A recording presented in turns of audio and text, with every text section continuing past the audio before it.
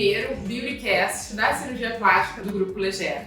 Então estamos eu e a doutora Alessandra aqui hoje para falar sobre um assunto muito importante na vida de todas as mulheres, que é sobre o Mommy Makeover. Então, falando um pouquinho sobre o assunto de gestação, a gente vê o quê? Muitas pacientes que sempre se cuidaram, sempre fizeram exercício, se alimentaram bem, e quando têm seus bebês, têm seus filhos, que é uma coisa realmente muito importante na nossa vida, elas acabam, depois dessa gestação, ficando tristes porque não conseguem ter totalmente o seu corpo de volta, né? Então isso assim acaba mexendo na autoestima da mulher, tanto para o relacionamento pessoal quanto para os relacionamentos profissionais. E assim, para quem ainda não teve gestação, dá teu depoimento já. Dá um depoimento pessoal. Só fazer um parênteses, ela é mamãe de 2 filhos lindos.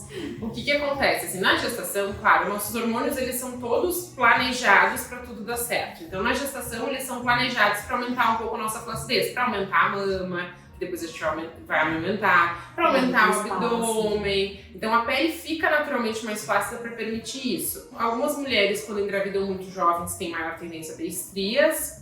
A vantagem de engravidar um pouco mais velha é que isso não acontece. Só que também a gente tem um pouco mais de dificuldade de voltar ao que era antes. E um parênteses, Lu, assim, eu acho que talvez o que eu mais percebo assim, nas pacientes é que muitas vezes a paciente consegue retomar o peso que ela tinha na pré-gestação, né? Só que o que acontece? Toda aquela inibição que você falou, inibição gravídica que a gente chama, ela vai ter um alargamento às vezes costal, ela vai ter um pouquinho de alargamento de pelve, ela vai ter a abertura da diástase em alguns casos e que não vai recuperar 100%. Então, a paciente volta a ter, às vezes, o peso, mas ela não volta a ter o corpo que ela tinha antes. Isso. E assim, logo que a gente tem o bebê, uma das coisas que acontece bastante é que a gente continua com a barriga de grávida nas primeiras semanas, né? Então, isso aí é uma coisa que vocês que estão passando por isso agora, fiquem tranquilas que vai voltar. Então, assim, isso que a Ali falou, então a gente falando das modificações da gestação mesmo. Então, existem esses procedimentos que a gente pode fazer para devolver, então, esse contorno que a paciente tinha antes. Que aí, geralmente, as pacientes optam ou por fazer algumas cirurgias associadas, desde que estejam com as condições clínicas adequadas, ou então fazer uma de cada vez. E geralmente as pacientes começam por qual, Olha, geralmente, acho que a prioridade da enorme maioria é o abdômen, né? Porque é onde realmente, o meu abdômen não é mais o mesmo.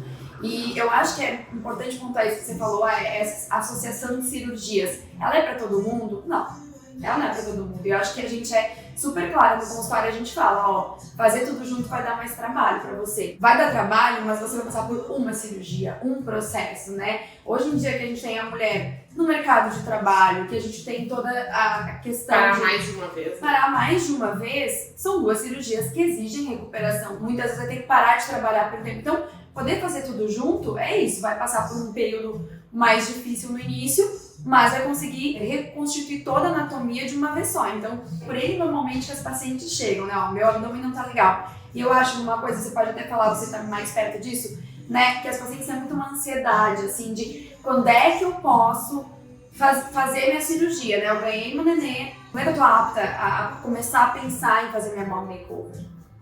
Então, isso é uma coisa muito importante porque as pacientes contam a partir do dia que tiveram um bebê. E não é bem assim, tá? Na verdade, as cirurgias, elas podem ser feitas alguns meses depois que a paciente parou de amamentar.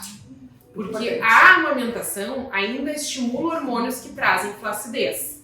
Por quê? Porque a gente precisa conseguir distender a pele da mama para ter leite. Esse marco de quando vamos fazer as cirurgias pós-gestação não é a gestação em si, mas sim a amamentação. Eu costumo liberar as pacientes para fazer seus procedimentos 3 meses depois que a paciente parou de amamentar, justamente para ela conseguir recuperar um pouco o tônus muscular, recuperar um pouco o tônus dos ligamentos, o tônus da fáscia muscular, que a gente vai trabalhar durante essas cirurgias. E até a própria mama, né?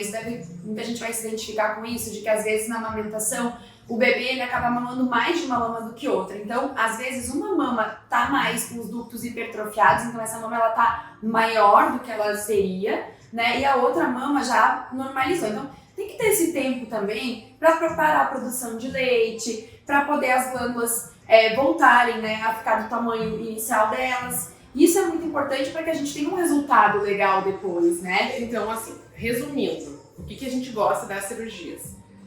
A cirurgia de mastopexia, recuperar então o tônus muscular abdominal e aí fazer a correção da diástase e muitas vezes também da hérnia de umbigo, porque como abre aquele músculo, acaba também gerando uma hérnia umbilical e aí a gente vê que as pacientes ficam com um umbigo muito estranho e elas ficam muito felizes quando recuperam esse umbigo pré-operatório. Algumas pacientes vão poder fazer mini abdominoplastia, que é aquela que tem um cortezinho e não precisa mexer no umbigo, e algumas, por causa da quantidade de peso que ganharam na cirurgia, da genética, vão precisar fazer a abdominoplastia mesmo.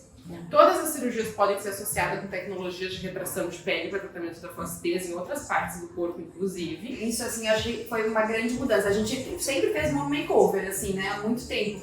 Mas eu acho que foi, assim, uma mudança que a gente conseguiu muito legal nos resultados quando a gente começou a associar os aparelhos de tecnologia, né, Nuven, BodyTite, enfim, porque a gente consegue o dorso, principalmente o contorno corporal do dorso, era algo que muitas vezes a gente continuava com aquela flacidez, aquela pele mais molinha, não aquela colava. pele no sutiã que não colava, que os pacientes chegam apertando o sutiã aqui atrás. Então, assim, a tecnologia, eu acho que ela soma muito numa makeover, assim, ela dá aquele acabamento final, aquele up no nosso resultado. E justamente por isso também é importante o paciente não estar amamentando, porque todas aquelas proteínas que a paciente usa para produzir o leite, ela vai precisar usar para produzir o colágeno. Então, por isso que as tecnologias elas ficam bem em pacientes que já não estão mais amamentando. Então, mama, abdômen, o que mais? Livro do dorso, encher do glúteo, né? Porque é o que a gente fala, já que temos gordurinha sobrando, a gente não vai botar essa gordura fora, a gente vai enxertar. Gordura no lugar certo sempre é bom, viu?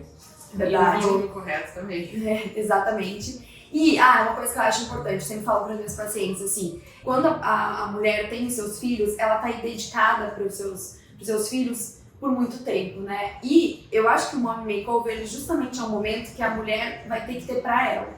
Volta a ver que volta o foco ser para ela, existe. E não ser único com um filho, assim. Tem que ter também, tá numa fase já ali que você consegue ter uma estrutura que te ajude. Alguém vai ter que te ajudar, porque, né, o seu bebê, etc. Os filhos vão precisar de ajuda, mas você vai precisar também.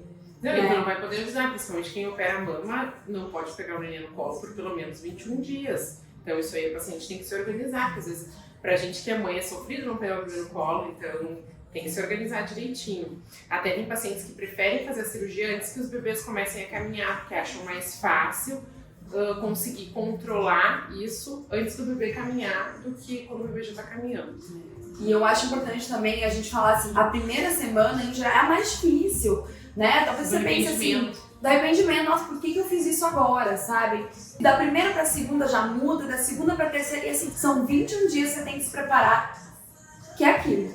E eu acho que vale muito a pena, sabe? Quem já passou por uma cesárea, isso aqui não é nada. Eu já fiz lipo, já fiz cesárea. Na cesárea faz uma grande cirurgia e 5 minutos depois toma, meu filho, é teu, vamos trabalhar. E nas outras cirurgias tem tempo de recuperação.